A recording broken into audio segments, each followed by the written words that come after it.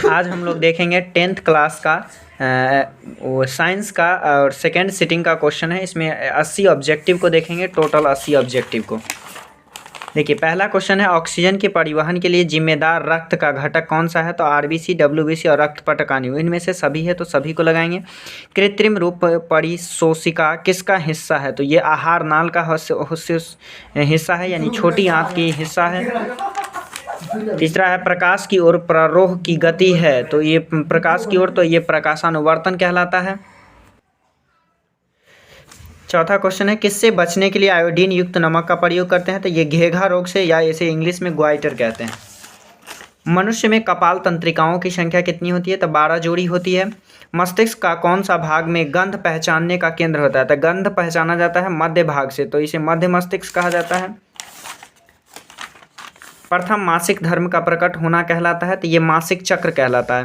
दूसरा, निम्नलिखित में से कौन कृत्रिम कायिक प्रवर्धन की एक विधि है? तो ये कलम बंधन जो है ये कृत्रिम ये है। सेल का विद्युत वाहक बल है, तो सेल का विद्युत वाहक बल है सेल द्वारा इकाई आवेश पर किया गया कार्य, यानी ऑप्शन नंबर सी है। पारिस्थितिक तंत्र में ऊर्जा का प्रवाह होता है, तो ये एक दिशीय होता है, यानी ऑप्शन ए है। आवेश का एसआई मात्रक है, तो ये कूलॉम होता है। दूरदृष्टि दोष वाला नेत्र साफ देख सकता है, तो दूरदृष्टि है तो दूर का देखेगा और नज़दीक का नहीं देखेगा, यानी ऑप्शन बी हो जाएगा। निम्न में से कौन सा ऊर्जा स्रोत और ऊर्जा का व्युत्पन्न नहीं है? तो ये नाभिकीय ऊर्जा नहीं है। दूसरा, विद्युत धारा के चुंबकीय प्रभाव की खोज किसने किया था? तो ऑस्ट्रेड ने किया था, ऑप्शन नंबर डी हो जाएगा। चिन्हों के निर्देशांक परिपाटी में धनात्मक फोकस दूरी होती है, तो ये धनात्मक फोकस दूरी किसकी होती है? तो धनात्मक फोकस दूरी उत्तल लेंस की होती है। 16 नंबर क्वेश्चन है, निम्नलिखित में किस कारण सामान्य नमक का जलीय घोल विद्युत का सुचालक होता है? तो ये केवल ऋणावेश की गति के कारण होता है, यानी ऑप्शन नंबर ए हो जाएगा। 17, निम्नलिखित में कौन सी अधातु विद्युत का सुचालक है? तो ये ग्रेफाइट है। इसके बाद है, सक्रियता श्रेणी में निम्नलिखित में कौन सबसे अधिक क्रियाशील धातु है? तो ये सोडियम है, लिथियम के बाद सोडियम आता है। शुद्ध सोना कितने कैरेट का होता है? तो ये 24 कैरेट का होता है, ऑप्शन नंबर सी है। निम्नांकित में किस धातु को केरोसिन तेल में डुबाकर रखा जाता है? तो ये सोडियम को डुबाकर रखा जाता है। अम्ल के जलीय विलयन में निम्नलिखित में से कौन उत्पन्न होता है? तो अम्ल को जब भी जलीय विलयन में घुलाते हैं तो हाइड्रोजन आयन आता है, यानी ऑप्शन नंबर बी हो जाएगा। अब है, निम्नलिखित में कौन सबसे सबल अम्ल है? तो ये FlODHF हो जाएगा, ऑप्शन नंबर ए। शुद्ध जल का पीएच मान कितना होता है? तो 7 होता है। निम्नलिखित में कौन सा पदार्थ का जलीय विलयन नीले लिटमस पत्र को लाल कर देता है? तो ये अम्ल का जलीय विलयन जो है नीले लिटमस पत्र को लाल कर देता है। दूसरा है, पेंटेन जिसका अणुसूत्र इतना है, कितने संरचना समावयवी होंगे? तो इनके 3 होंगे। कार्बन आवर्त सारणी के किस वर्ग में है? तो ये 14 वर्ग में है। घेंघा रोग पनपता है, किससे पनपता है? तो आयोडीन की कमी से पनपता है। रंध्र मुख्यतः पाए जाते हैं, तो ये पत्ती में पाया जाता है, यानी हम पत्ती पर लिख सकते हैं। रक्तचाप मापने के उपकरण कौन सा है? तो रक्तचाप स्टेथोस्कोप द्वारा मापते हैं। रक्तचाप को जो है स्टेथोस्कोप द्वारा नहीं, स्फिग्मोमैनोमीटर द्वारा मापते हैं, यानी इसका ऑप्शन नंबर डी हो जाएगा। अगला है, प्राग कोश में क्या पाया जाता है? तो प्राग कोश में प्राग कण पाए जाते हैं। लसिका का रंग होता है, तो लसिका का रंग कैसा होता है? यानी लाल होता है लसिका, यानी रक्त का। निम्नलिखित में कौन एक जैव अनिम्नीकरण है? तो जैव अनिम्नीकरण क्या है? तो DDT है।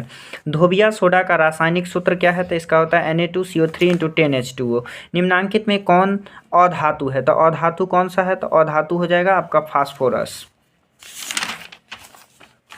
कैल्शियम की परमाणु संख्या कितनी है? तो कैल्शियम की 20 होती है। मेंडलीव की आवर्त सारणी में वर्गों की संख्या कितनी थी? तो मेंडलीव की आवर्त सारणी में 9 थी, वैसे 8 था, लेकिन लास्ट में एक O ग्रुप जोड़ा गया था जिसको लेकर के कुल मिला के 9 हो गया। जिप्सम का रासायनिक सूत्र क्या है? तो CaSO4 × 12H2O। बोरॉन का परमाणु भार कितना है? तो परमाणु भार 11 होता है। कैलामाइन निम्नांकित में किस धातु का अयस्क है? तो ये जिंक का अयस्क है।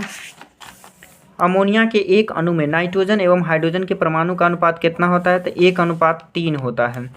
किस गोलीय दर्पण की फोकस दूरी +20 है? यह गोलीय दर्पण किस प्रकार का है? तो ये अवतल होगा। समतल दर्पण द्वारा बना प्रतिबिंब कैसा होता है? तो वास्तविक होता है। निम्नलिखित में दर्पण सूत्र कौन सा है? तो दर्पण सूत्र ये है, बी वाला। किसी समतल दर्पण द्वारा आवर्धन होता है तो ये +1 होता है। निम्नांकित में से किस दर्पण द्वारा किसी वस्तु का आभासी प्रतिबिंब मिल सकता है तो ये उत्तल दर्पण द्वारा जो है मिल सकता है। आकाश का नीला रंग होना किस परिघटना का कारण है तो ये प्रकाश का प्रकीर्णन है। विरल माध्यम से सघन माध्यम में जाती हुई किरण मुड़ जाती है। विरल माध्यम से जब भी सघन माध्यम में जाएगी तो ये अभिलंब की ओर मुड़ जाएगी। निम्नांकित में किस लेंस की फोकस दूरी धनात्मक होती है तो ये उत्तल लेंस की फोकस दूरी जो है धनात्मक होती है। किस पीएच मान वाला विलयन सबसे अधिक क्षारीय होगा तो पीएच 11 वाला होगा। चूना जल का रासायनिक नाम क्या है तो कैल्शियम हाइड्रोक्साइड है। निम्नांकित में सोडा एस का सूत्र क्या है तो Na2CO3 है। निम्नांकित में कौन ग्लोबल लवण का सूत्र है तो Na2SO4 × 10H2O है। निम्नांकित में संश्लेषित सूचक कौन सा है तो हल्दी है। निम्नांकित में कौन सा पदार्थ बिना ज्वाला के जलता है तो ये जलता है कोयला, बिना ज्वाला का जलता है। उपचयन में निम्नलिखित में से क्या होता है तो उपचयन में इनमें सभी होता है। हाइड्रोजन का वियोग, इलेक्ट्रॉन का त्याग और ऑक्सीजन का योग होता है। जल के वैद्युत अपघटन में कैथोड पर कौन सी गैस मुक्त होती है तो ये हाइड्रोजन गैस मुक्त होती है। सघन माध्यम से विरल माध्यम में गमन करने पर आपतन कोण और अपवर्तन कोण में क्या संबंध होता है तो I = R होता है। निर्देशांक चिन्ह परिपाटी में सभी दूरियां मापी जाती है तो किससे मापी जाती है तो ध्रुव से मापी जाती है। निम्नलिखित में से किस धातु से सोलर सेल बनाया जाता है तो सिलिकॉन से बनाया जाता है। सिलिकॉन का उपयोग किया जाता है। लघु पथन के समय परिपथ का प्रतिरोध बहुत ही कम हो जाता है और धारा का मान जो है बढ़ जाता है। ऑप्शन नंबर बी हो जाएगा। विद्युत बल्ब के फिलामेंट का द्रव्य होता है तो ये टंगस्टन का होता है। प्रकाश का न्यूनतम तरंगदैर्घ्य कितना होता है तो 380, करीब ये 4000 के पास होता है तो ये मतलब 7600 के पास भी होता है तो इसका ऑप्शन नंबर बी हो जाएगा। वैद्युत प्रतिरोध के कारण चालक में उत्पन्न होता है तो वैद्युत प्रतिरोध के कारण ऊष्मीय प्रभाव होगा। Option number C. जैव आवर्धन प्रदर्शित करने वाला रसायन कौन सा है तो DDT है। रंध्र का मुख्य कार्य क्या है तो गैसों का विनिमय एवं वाष्पोत्सर्जन हो जाएगा। ऑप्शन नंबर बी हो जाएगा। वायुमंडल में CO2 का प्रतिशत कितना है तो 0.03%। पौधों के उत्सर्जी पदार्थ क्या है तो टैनिन, गोंद, रेजिन, ये सभी निकलते हैं यानी इनमें से सभी हो जाएगा। डायलिसिस मशीन द्वारा रक्त का शुद्धिकरण की प्रक्रिया क्या कहलाती है तो ये कहलाती है हीमोडायलिसिस। निम्नलिखित में कौन गुरुत्वानुवर्तन का उदाहरण है तो जड़ की ओर वृद्धि करना जो है गुरुत्वानुवर्तन का उदाहरण है। पूर्ण विकसित अंडाशय क्या कहलाता है तो जब पूर्ण विकसित हो जाता है तो ये फल बन जाता है यानी फल हो जाएगा। लैंगिक जनन संचारित रोग है तो लैंगिक जनन से कौन सा रोग होता है तो ये होता है एड्स। निम्नलिखित में से कौन पराग कोश में पाया जाता है तो पराग कोश में परागकण पाया जाता है। निम्नांकित में से कौन पादप हार्मोन नहीं है तो पादप हार्मोन जो है ऑक्सीटोसिन नहीं है, नहीं तो ये तीनों पादप हार्मोन है। और लैंगिक जनन की विधि है ये तीनों तो हो जाएगा यानी इनमें से सभी। ऑप्शन नंबर डी हो जाएगा। मेंडल ने अपने प्रयोग के लिए किस पौधे का चयन किया तो मटर का चयन किया था। निम्नलिखित में किनको जीव विज्ञान का पिता कहा जाता है तो ये अरस्तु को कहा जाता है। मानव युग्मक में लिंग गुणसूत्रों की संख्या कितनी होती है तो मानव युग्मकों में लिंग गुणसूत्रों की संख्या XY होती है, नहीं 2 होती है। 2 नहीं, सॉरी 1 होगा, ए हो जाएगा। प्रकाश संश्लेषण की प्रकाश अभिक्रिया होती है क्लोरोप्लास्ट के ग्राना में होता है। गुर्दे में उत्पादित मूत्र अस्थायी रूप से संग्रहित होता है यानी जमा कहाँ होती है तो ये मूत्राशय में होती है। ये पूरे सेट जो था ये सेट जो है इसका कौन सा सेट है तो सेट जो है इसका F है और ये सेकेंड सिटिंग का क्वेश्चन है।